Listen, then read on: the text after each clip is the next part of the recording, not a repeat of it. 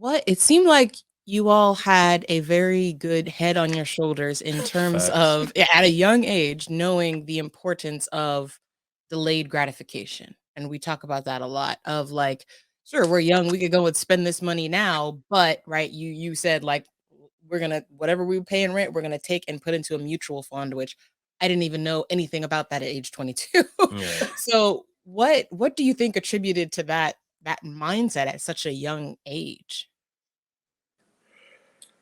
Great question.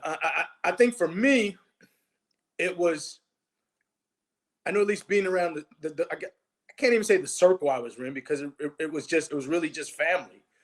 But my family circle, just in terms of talking about the importance of education. So, education and money kind of went hand in hand in the sense that um, you need to be educated enough to know about money.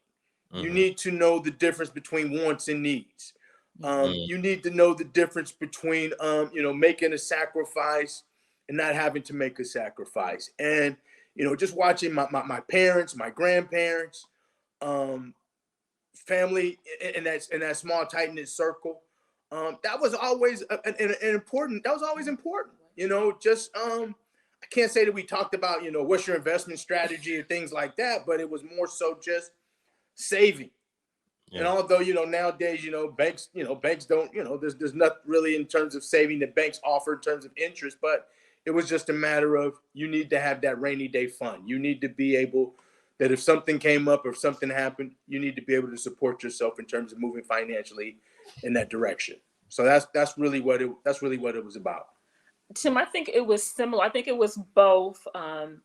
My mother sacrificed so much for us that in the back of my mind, I was always geared towards what it means to work hard and have something.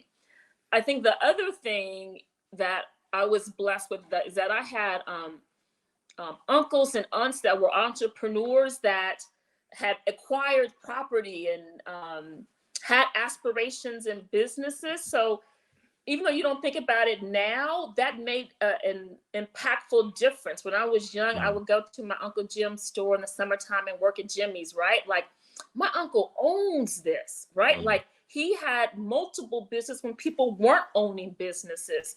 And so now I laugh when he had talked about other properties. I'm like, wow, Uncle Jim, I should have taken advantage of that.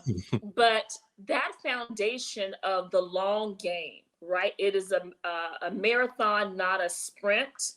And to underscore the notion of delaying a little bit for long-term benefit.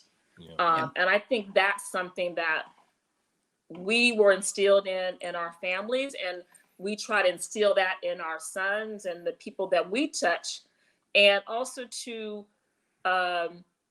gain, similar to this podcast, what it means is if people have knowledge to share it with others, right? So who has been successful that we know to ask for advice, to say, what do you do, right? So I think it is not only if God has blessed you that you share what you know and your wisdom, whether it's finance or education, right? You don't keep it to yourself.